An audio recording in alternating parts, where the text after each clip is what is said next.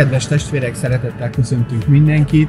Szeretnénk nektek bemutatni az új bérlemény a gyülekezetnek egy következő állomását, ahol reményeink szerint beszeretnénk tölteni, és szeretnénk azt, hogy minél hamarabb lakhatóvá tudjuk tenni, és hogy be tudjunk költözni. Reményeink szerint december 1-ig, december 1 feléig szeretnénk a felújításokat megoldani, úgyhogy be tudjunk költözni.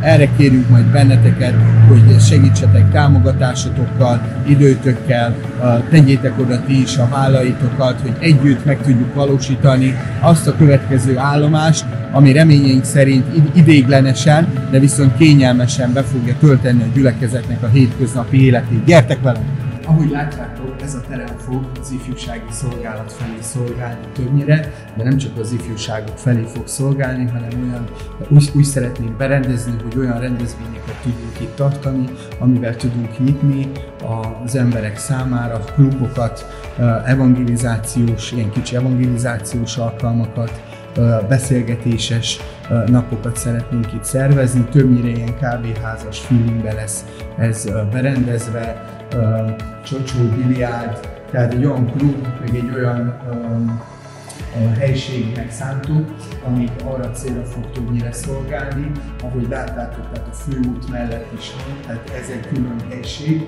a gyülekezeti háztól, és reményeink szerint értékes, értékközvetítő eseményeket fogunk itt tartani.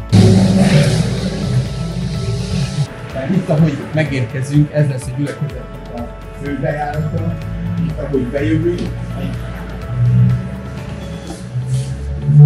fogtok látni egy nagy beltért, ahol a mosdók lent vannak, és fent van a gyülekezeti házra szánt terem. Itt van egy hosszú lépcső, amin keresztül fel fogunk menni, és gyertek utána! Ez a kis helység egy technikai terem, még nem tudjuk a rendeltetését, de reményeink szerint ezt is hasznosan ki fogjuk tudni használni.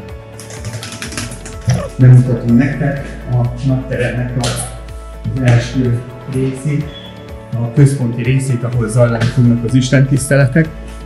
Elsősorban megmutatom nektek, hogy jelenleg milyen állapotban van. Nyilván terveket fogunk készíteni, látványterveket, hogy hogyan lehet majd megvalósítani minél tőlünk telhető, és erőforrásainkhoz képest minél színvonalasabban tudjuk ezeket megvalósítani. Ahogy itt látjátok, ez a nagy teremnek az egyik része.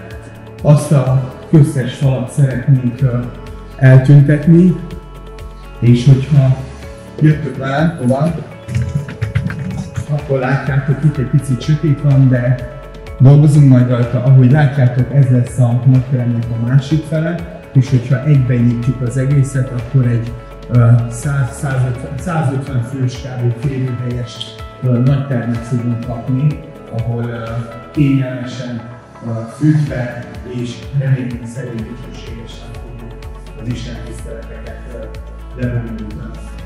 Gyertek, utána mutatom tovább.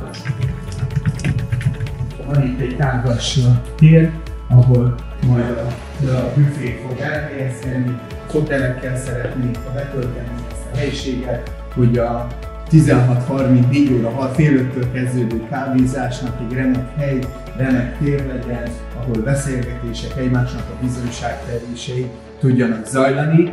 Itt jelenleg most 2 helység van, ami egyben van nyitva. Még nem tudjuk pontosan a rendeltetését, de több mint valószínű, hogy gyerekszolgálatok fognak itt működni, iroda, gyerekszolgálat, és van még egy nagyobb helység, ami lehet megint egy újabb gyerekszolgálat, vagy valami hasonló. Az épületnek az összterülete az 340 négyzetméter, ez a fenti részről beszélünk. Az ifjúsági terem az egy 120 négyzetméteres épület, és kérünk benneteket, hogy imádkozzatok, támogassátok Istennek a munkáját, hogy minél hamarabb, minél jobb körülmények között be tudjunk költözni, és tudjuk magasztalni és dicsérni az Urat. Szervusztok!